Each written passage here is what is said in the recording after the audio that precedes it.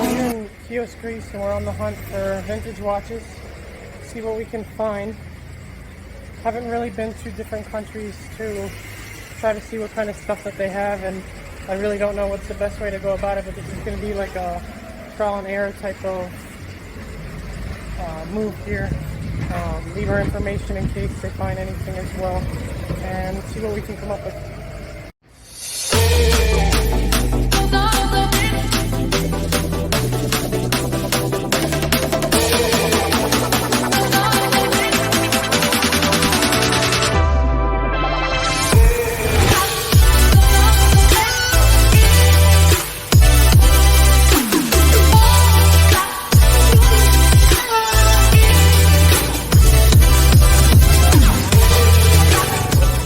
So my first stop was a watch repair place that I had known about prior. That just comes with vacationing at the same spot more than one time. He didn't have much inventory in stock when compared to years prior. He took the time to show me a little project he was working on, a simple time-only manually wound Omega that he was working on getting running again. I made it a point to just flat out ask him what I was looking for. Λοιπόν, έχετε κανένα vintage watch, Omega, Rolex, Cartier, Vacheron, Patek?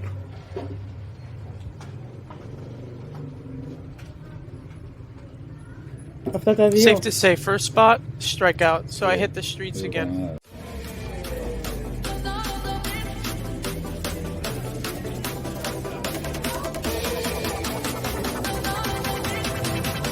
Καλησπέρα. Γεια σας. Ψάχνω μήπως έχετε vintage watches. Παλιά ρολόγια δηλαδή, αυτά που...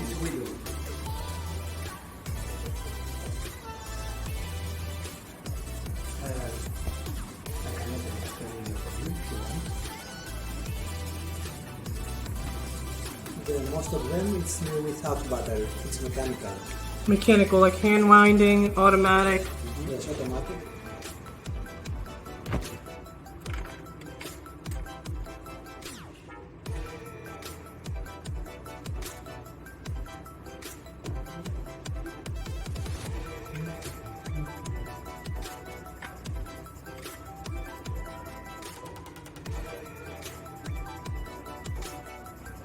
That's pretty cool. What is that stuff up there? It's a lock alarm for travel, for traveling. Okay, how does that work?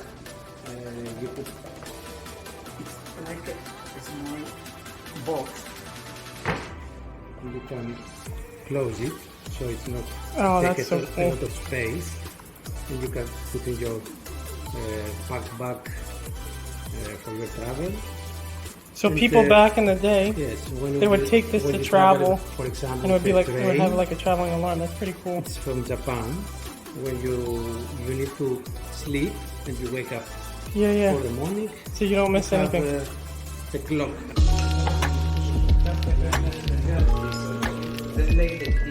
First up was a nice little vintage Omega that dated to the early 1950s. It was unmarked example with a nice textured waffle dial that had some patina on it. It featured broad Dauphine hands with dagger-style hour markers encased in steel.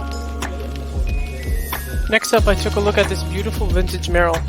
I liked this one because it was off the beaten path when it comes to vintage watches. It was in really good condition, which is what you should strive for when buying vintage. It had this beautiful silver sunburst style and broad loomed Dauphine hands. Ultimately, I couldn't sell on a price for both, so I passed.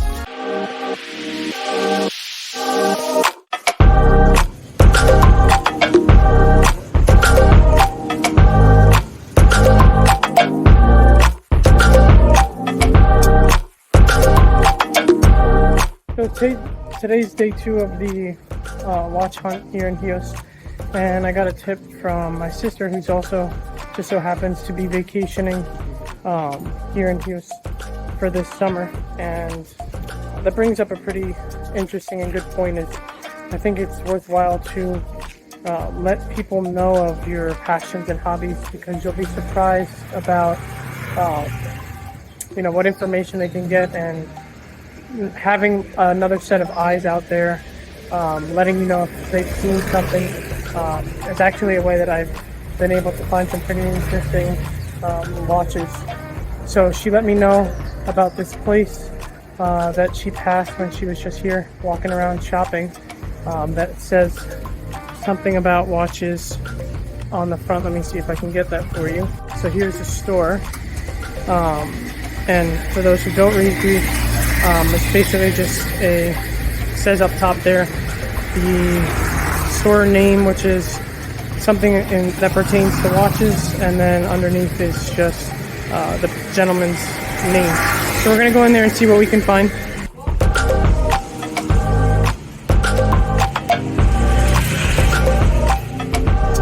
So ultimately, this store really didn't have anything either pertaining to vintage, at least. They just had a bunch of modern designer brand watches. So that was another strikeout. So on our second trip here downtown, we got a message from one of the stores that we visited our first time around, which brings up a good point that I think that you guys should try if you do ever travel abroad or even near your hometown, is leave your contact information, even if they don't have something the first time around that you might find interesting. You know, something might come across their table or their hands, and they might be able to just give you a call, and you could pick up an interesting piece that way. It doesn't cost you anything. In this instance, this gentleman had messaged me on Instagram and had told me that he had somebody come by his store and sell him a Cartier. So we're gonna go take a look at that now and maybe be able to pick something up if the price is right, and we'll get back to it. Right, so we're here at the store. We'll see what kind of Cartier we have. Hey, thank you for sending me that message. Okay. Yes, everything's good. The vacation's been going great. Running around, not relaxing as much as we wanted to, but that's kind of how it goes when you have kids. Yeah. So you mentioned somebody had brought you a Cartier? Of course. Okay. What's this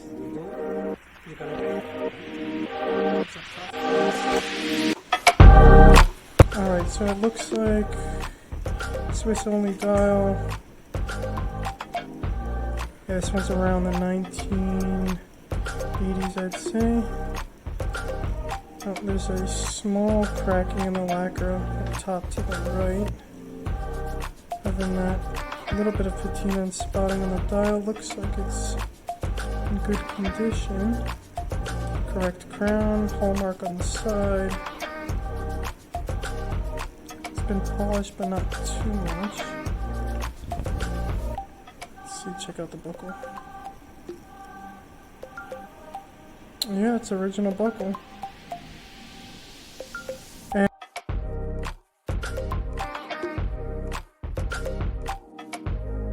So after some negotiation back and forth, I was able to make the purchase. It doesn't always work out like that, but man does it feel good when it does.